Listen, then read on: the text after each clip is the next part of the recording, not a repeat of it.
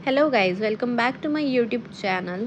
तो हम लेकर आ रहे हैं एक बहुत ही अच्छा व्लॉग। ये होने वाली है हमारी शादी के बाद की पहली ट्रिप, जिसमें हम निकल चुके हैं रात के 1:30 बजे अपनी एयरपोर्ट के लिए, जहां से हमारी होगी फ़्लाइट पोर्ट ब्लेयर की तरफ जाने वाली। और यहाँ पर बैठे हैं मेरे हस्बैंड, जो कि हमारी ट्रिप के आगे की चीज़ें चेकआउट कर रहे हैं। और हम निकल गए हैं एयरपोर्ट की तरफ। हमारी फ़्लाइट है एयरपोर्ट से दिल्ली टू पोर्ट ब्लेयर की। हम वहाँ से दिखाते हैं आपको कैसे कैसे हम चेक इन करेंगे और क्या क्या करने वाले हैं। और जिसका डर था वही हो गया। यहाँ पर हमने की थी CNG car book in drive से, और यहाँ पर हो गई है सीएनजी ख़त्म कार में, और हम ऑलरेडी लेट थे। और यहाँ पर रुक गए हैं कैब ड्राइवर सीएनजी भरवाने के लिए। यहाँ पर कुछ टाइम लगा, उसके बाद हम वापस से निकल गए एयरपोर्ट की तरफ। हमने भैया को बोला कि प्लीज़ थोड़ा तेज़ चलाइए, हमारी फ़्लाइट ना मिस हो जाए, क्योंकि हमें सारी चीज़ें करनी थी दोनों को। वहाँ पर जाकर सब कुछ ऑब्ज़र्व करना था कैसे क्या होता है, एंड साथ साथ व्लॉग भी शूट करना था। तो हर चीज़ टाइम यूटिलाइजिंग होती है। तो चलिए अब आगे एयरपोर्ट की तरफ जा रहे हैं अब हम। तो फाइनली आ गया है हमारा टर्मिनल 3, जहाँ से जाने वाली थी हमारी दिल्ली टू पोर्ट ब्लेयर की फ़्लाइट। और टर्मिनल 3 को देखकर हमें हुई है वाकई में बहुत ज़्यादा खुशी। फटाफट से पहले कर देते हैं अपने कैब वाले भैया को अलविदा। और अब आप यहाँ पर देख सकते हैं, यहाँ पर अंदर एंटर करते ही आपको फ़्लाइट चेक इन इन्फॉर्मेशन मिल जाएगी। सामने ही सारी फ़्लाइट के नंबर एंड टाइमिंग्स लिखी हुई है। और यहाँ पे हर चीज़ के नेविगेशन बोर्ड्स लगे हुए हैं, आपको कहाँ जाना है, कहाँ से चेक इन करना है, कहाँ से एंट्री करनी है। पहले आपको थोड़ा पूछना पड़ सकता है। अगर आप किसी भी गार्ड से पूछेंगे कि हमारी फ़्लाइट कहाँ से कहाँ जाने वाली है, तो आपको बता देंगे आपको कौन से गेट नंबर पर जाना। और हमने कर ली है गेट नंबर 4 से एंट्री। यहाँ पर आपको दिख जाएंगे सेल्फ चेक इन के काउंटर्स, और जहाँ पर आप एयरपोर्ट पे बाहर एंट्री करते हो वहाँ पर आपको मिल जाएंगे बोर्डिंग पास प्रिंटिंग करने की मशीन्स। तो आप वहाँ से बोर्डिंग पास भी प्रिंट कर सकते हैं। हम तो ऑलरेडी घर से ही प्रिंट करा कर लेकर गए थे अपने पासेस। और फिर हमने ली थोड़ी सी एयर इंडिया के स्टाफ से नॉलेज कि हमें बैगेज चेक इन करना है। तो हमें बैगेज कहाँ से चेक इन करना है, हम सेल्फ चेक इन करें या फिर कोई काउंटर पर हेल्प होगी। यहाँ पर है self check in baggage counter, जहाँ पर से आप अपना बैगेज खुद चेक इन कर सकते हो। और यहाँ पर एयर इंडिया का स्टाफ बहुत ही हेल्पफुल होता है, आपकी हेल्प करा देंगे। और यहाँ पर ये बैग पर स्टिकर्स लगाते हैं, जिससे कि आपका बैगेज मिस हो तो बाद में आप फाउंड कर सको। और यहाँ पर आपको पता चल जाएगा कि आपको अंदर ले जाने के लिए कौन से आइटम्स अलाउड नहीं हैं। तो आप यहाँ पर रुककर अपना देख सकते हैं कि आपको क्या क्या अलाउड नहीं होगा अंदर ले जाने के लिए। और यहाँ से होता है डोमेस्टिक फ़्लाइट्स का सिक्योरिटी चेक इन, क्योंकि डोमेस्टिक और इंटरनेशनल फ़्लाइट्स का सिक्योरिटी चेक इन अलग अलग जगह से होता है। तो अब हम यहाँ पे जा रहे हैं सिक्योरिटी चेक इन की तरफ।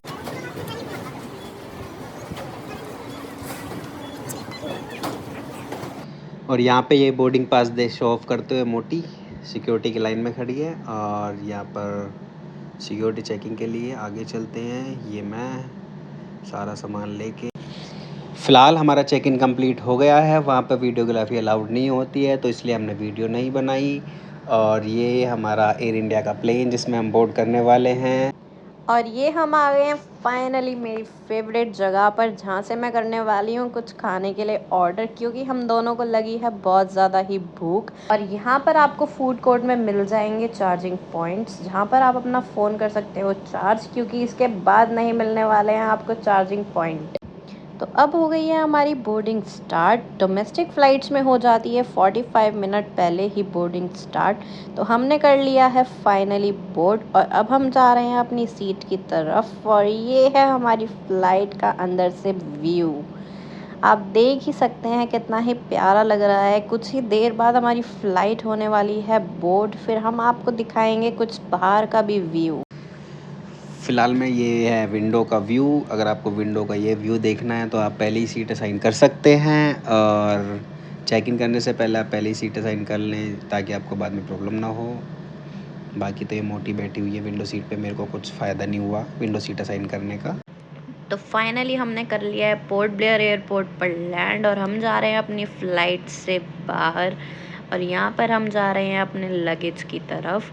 यहाँ पर आपको मिल जाएंगे नेविगेशन बोर्ड्स, यहाँ पर आपको दिखा रहे हैं ये राइट वे हो रहा है इमिग्रेशन की तरफ और बैगेज पिकअप की तरफ। यहाँ पे होती हैं कुछ इस टाइप से बेल्ट्स, अलग अलग नंबर्स की बेल्ट होती हैं जो होती हैं डायरेक्टली एयरपोर्ट की आपकी फ़्लाइट से कनेक्ट। और आपकी जब फ़्लाइट लैंड होने वाली होती है तो आपको पहले ही इन्फॉर्म कर दिया जाता है कि आपका लगेज कौन सी बेल्ट पर आने वाला है। और आप बेल्ट नंबर पर जाकर अगर चेक करेंगे तो आपका फ़्लाइट नंबर वहाँ पर एलसीडी पर ऑलरेडी मेंशन होगा। तो हमें बता दिया गया था कि हमारा लगेज आने वाला है बेल्ट 3 पर, तो हम पहुँच गए हैं अपना लगेज पिकअप करने के लिए। और यहाँ पर बेल्ट नंबर 3 पर काफ़ी देर वेट करने के बाद हमें पता चलता है कि हमारी जो लगेज हैं वो दूसरी बेल्ट पर डाइवर्ट कर दिए गए हैं। तो हमें अपने मिलेंगे लगेज दूसरी बेल्ट पर। कई बार होता है कि फ़्लाइट को दूसरी बेल्ट पर लगा दिया जाता है लगेज के लिए, तो हमें लग गया था लगेज पिकअप करने में काफ़ी टाइम, तो हमने जाकर किया है दूसरी बेल्ट से अपना लगेज पिकअप। और यहाँ पर अंडमान एंड निकोबार की ट्रैफिक पुलिस ने प्रीपेड कैब काउंटर्स को अंदर ही एयरपोर्ट पर बनाया हुआ है ताकि आप अपनी कैब बुक कर सको। और यहाँ पर आपको मिल जाएंगी मैक्रूज़ के लिए बुकिंग। अगर आप कराना चाहते हैं अपनी बुकिंग मैक्रूज़ के लिए या फिर साउंड एंड लाइट शो के लिए तो आप वो भी करा सकते हैं। हमने तो अपनी बुकिंग्स पहले ही कर ली थी, तो हमें कोई नीड नहीं हुई किसी भी चीज़ की बुकिंग की। और प्राइस की बात करें तो अगर आप ऑन सीज़न में जाएंगे तो अगर आप प्री बुकिंग करके जाएं तो वो आपके लिए काफ़ी बेटर रहेगा, क्योंकि वहाँ पे ऑन सीज़न में बहुत ही ज़्यादा प्राइस में डिफरेंशिएट होगा। और हम गए थे ऑफ सीज़न पर तो हमें एज सच कुछ प्राइस में ज़्यादा फ़र्क नहीं मिला। बट अगर आप ऑन सीज़न जाते हैं तो पहले ही बुक करा कर जाएँ। और अगर आप करते हैं एयरपोर्ट से अपने लिए प्रीपेड टैक्सी बुक तो आपको कुछ इस तरह की स्लिप मिल जाएगी और आपको मिल जाएगा आपका ड्राइवर वहीं पर ही वेट करता हुआ, जो आपको ले जाएगा आपके होटल की तरफ। वो आपको दिखा देंगे काफ़ी ज़्यादा होटल्स। अगर आपने पहले से बुक नहीं किए हुए हैं तो आप वहीं जाकर बुक कर सकते हैं। हमने कुछ होटल्स पहले ही बुक कर लिए थे ताकि हम जाकर विज़िट करें और अगर हमें पसंद आता है तो हम स्टे करेंगे, वरना हम जाएंगे किसी और होटल में चेक करने के लिए। और आपको यहाँ पर 1000 से 1500 तक का रूम इजीली अवेलेबल हो जाएगा और आपको ज़्यादा कॉस्टली लेने की ज़रूरत नहीं है, क्योंकि आपको नेक्स्ट डे निकलना पड़ेगा दूसरे आइलैंड पर। हम हो गए हैं रेडी और हम जा रहे हैं अब सेलुलर जेल। और ये है मेरे पतिदेव, तो हम लोग अब जा रहे हैं स्कूटी रेंट करके सेलुलर जेल। और पोर्ट ब्लेयर में आपको स्कूटी रेंट करनी है तो आपको 500 to 600 में मिल जाएगी 24 आवर्स के लिए। और अब हम रुके हैं पेट्रोल फिल कराने के लिए, उसके बाद हम जाएंगे सेलुलर जेल। तो ये रहे पीछे स्कूटी में पेट्रोल फिल करा रहे हैं, फिर जाते हैं आगे। यहाँ पे कर रही है मोटी स्कूटी ड्राइव। हम चल दिए हैं सेलुलर जेल, जिसको बोला जाता था काले पानी की सज़ा। अब आ गए हैं सेलुलर जेल। कुछ इस तरह से दिखता है फ्रंट से सेलुलर जेल, और साइड में इसका टिकट काउंटर बना हुआ है जहाँ से आप टिकट खरीद सकते हैं। और इसकी टिकट प्राइस है 30 रुपीज़ पर पर्सन, जो आप इसके बराबर से ले सकते हैं। और ये बीच में यहाँ पर गेट, एंट्री गेट बना हुआ है। ये मोटो खड़ी है, मेरा वेट कर रही है, मैं टिकट लेने जाता हूँ। और ये टिकट काउंटर है जहाँ से आप टिकट खरीद सकते हैं। और सेलुलर जेल की टाइमिंग्स है 9 AM to 5 PM। और यहाँ पर होता है इवनिंग में लाइट एंड साउंड शो, जिसकी टिकट्स आप कर सकते हैं ऑनलाइन बुक। 300 पर पर्सन प्राइस होता है। और हमने कर दी अपनी स्कूटी पार्क, उसके बाद आ गए हम सेलुलर जेल के अंदर। यहाँ पर दिखा रहे हैं अपनी टिकट्स जो कि हमने ली है ऑफलाइन। और हम देखने वाले हैं light and sound show last day पर, जब हम वापस आएंगे पोर्ट ब्लेयर। अंडमान जाते थे उस ज़माने में, यहाँ पर उनको क्या क्या टॉर्चर होती थी, क्या क्या काम लेते थे, उस चीज़ के बारे में बैठे होगा। फिर जेल के रूम्स में ले जाएगा, रूम का लॉकिंग सिस्टम कैसे होते थे। उस ज़माने में जेल के अंदर पूरे 693 रूम्स होते थे, लेकिन किसी भी रूम में कोई वॉशरूम, टॉयलेट, बाथरूम कोई फैसिलिटी नहीं था। तो उस पर तुम फ्रीडम फाइटर्स को क्या प्रोवाइड करते थे। फिर अंडमान क्या है, इसी तरह आपको यहाँ पर गाइड मिल जाएंगे जो आपको 200 to 400 पर फैमिली चार्ज करते हैं, जो आपको पूरी जेल के बारे में एक्सप्लेन करते हैं। हम फाइनली आ चुके हैं सेलुलर जेल। अब हम आपको दिखाने वाले हैं गैलोज, जिसको कहते हैं फांसी घर। तो ये देखिए, अब हम जा रहे हैं इसकी तरफ, आपको दिखाते हैं कुछ सेलुलर जेल का नज़ारा विद माय हबी। तो हेलो गाइस, आ गए हैं हम मोटी के पास। ये मोटी घूम रही है मेरे साथ।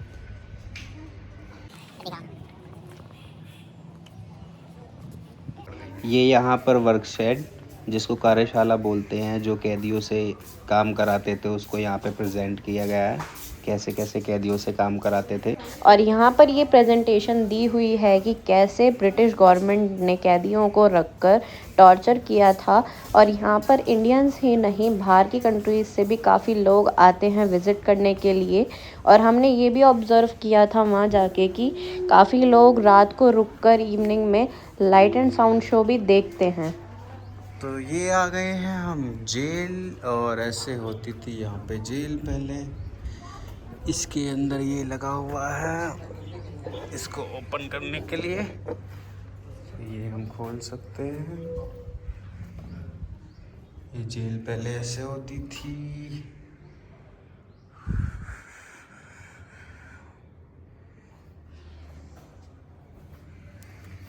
करते बंद। ये यहाँ पे घूमती है लड़की। ये पहले जेल ऐसे होती थी, और यहाँ पे बहुत सारे कारखाने टाइप है।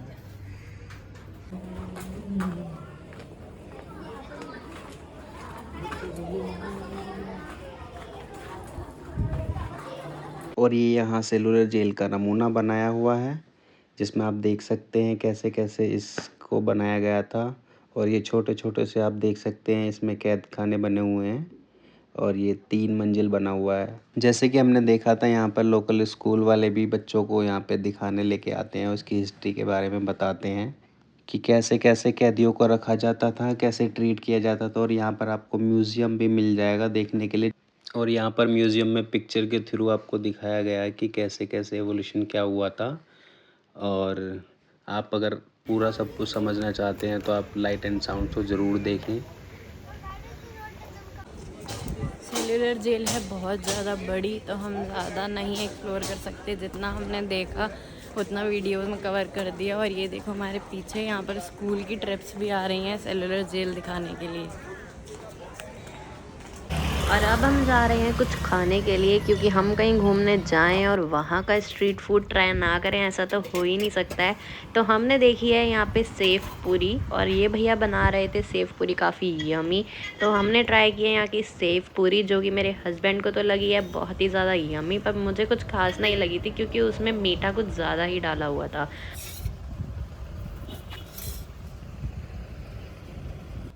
और अब हम आ गए हैं पोर्ट ब्लेयर के बीच पर। सेव पूरी खाने के बाद हमने अपनी स्कूटी घुमाई है पोर्ट ब्लेयर की बीच की तरफ, क्योंकि हमसे रुका ही नहीं गया था।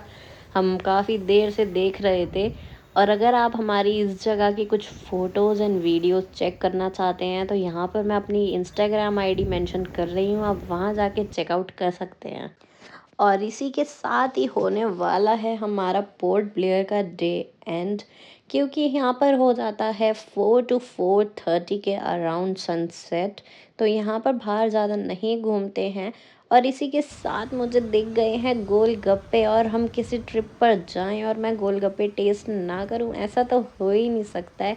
और मैंने वहाँ के भी गोलगप्पे ट्राई किए हैं, मुझे वहाँ का भी टेस्ट काफ़ी अच्छा लगा। यहाँ पर ट्रैफिक रूल्स कुछ ज़्यादा ही फॉलो किए जाते हैं। इसी के साथ आपको यहाँ पर देखने को मिलेंगे कुछ ट्रैफिक पुलिस आपको इंस्ट्रक्शंस देते हुए। और हम इसी व्लॉग को यहीं पर ही एंड करते हैं, मिलते हैं नेक्स्ट व्लॉग में।